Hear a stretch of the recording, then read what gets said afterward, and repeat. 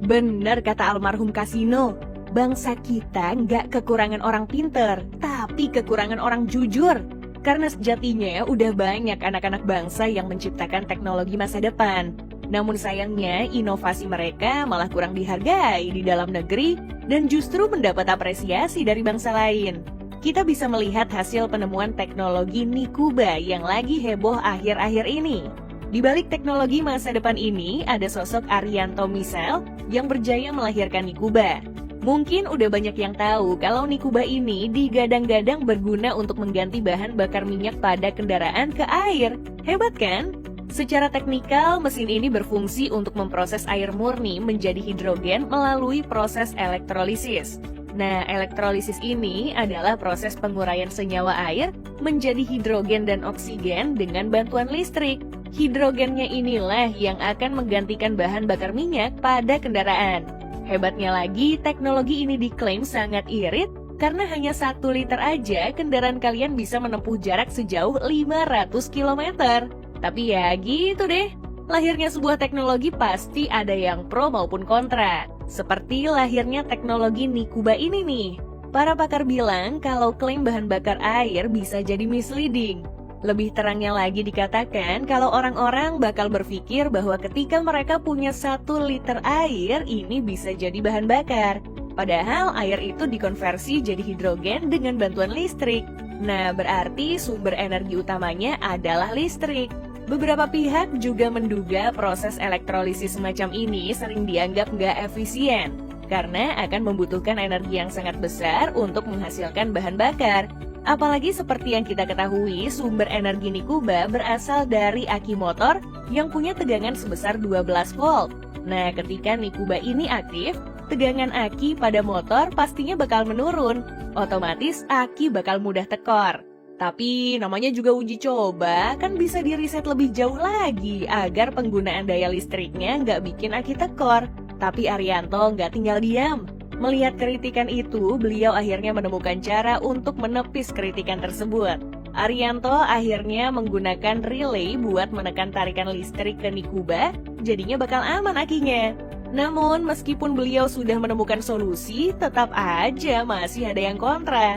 Padahal nih ya, pabrikan otomotif sekelas Ferrari, Lamborghini, bahkan Ducati melirik teknologi ini. Hebatnya lagi, Arianto bakal terbang ke Milan untuk merepresentasikan teknologi ini. Jadi, dihargai di negara lain, tapi dikritik di negara sendiri. Kalau udah kayak gini, baru deh orang Indonesia pada heboh. Badan Riset dan Inovasi Nasional diketahui udah mengirim orang buat menguji teknologi ini. Padahal nih ya, anak-anak bangsa sebenarnya juga mampu loh bersaing di kancah internasional kalau berbicara teknologi. Bahkan hebatnya, sejak bermunculan kendaraan listrik di luar negeri, putra Indonesia juga mampu membuat mobil listrik yang disebut Tucuksi. Tucuksi sendiri dirancang oleh alumnus Institut Teknologi 10 November Surabaya bernama Dr. Danet Suryatama.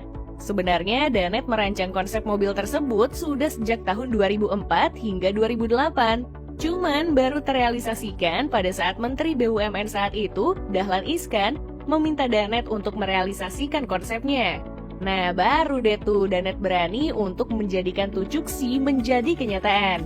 Kerennya lagi, beliau ini make desain mobil sport 2 pintu, jadinya kelihatan keren kan? Namun kalau kita lebih jeli, kayaknya Danet terinspirasi dari mobil Lexus 2054 deh. Soalnya bentukannya mirip banget.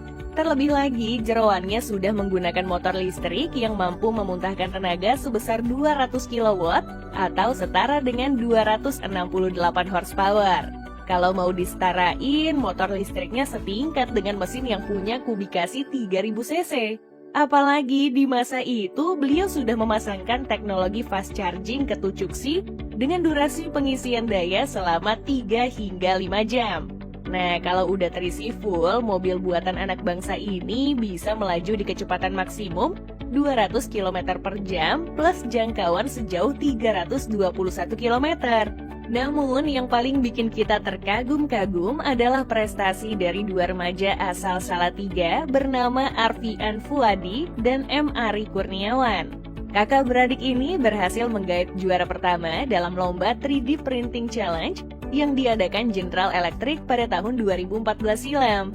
Lebih jelasnya, Arvian bersama Ari berhasil mendesain jet engine bracket yang paling ringan dari komponen serupa yang pernah dibuat di dunia.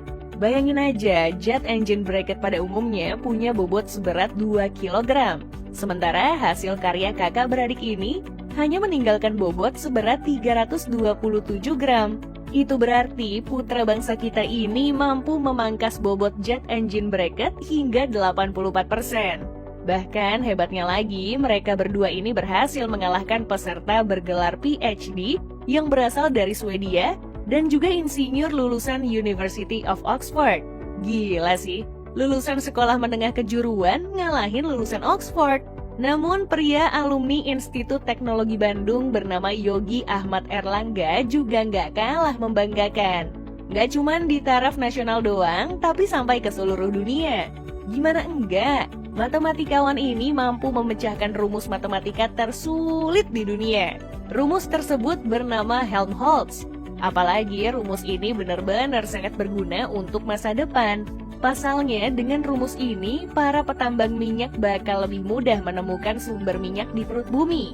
Sontak, penemuan ini bikin para konglomerat perminyakan tersenyum lebar. Namun gak cuma petambang minyak doang, tapi para ilmuwan juga turut berbangga hati. Karena sejatinya rumus tersulit di dunia sudah berusaha dipecahkan selama 30 tahun lamanya, namun gak terpecahkan juga. Wah, salut deh sama kecerdasan anak bangsa. Padahal masih ada anak bangsa bernama Ricky Elson yang menciptakan mobil sport listrik bernama Selo. Sayangnya ketika dilirik oleh pemerintah, karya Ricky nggak lolos dalam uji emisi di Indonesia. Ya emang sih, proyek mobil listrik ini juga bantuan dari Menteri BUMN Dahlan Iskan.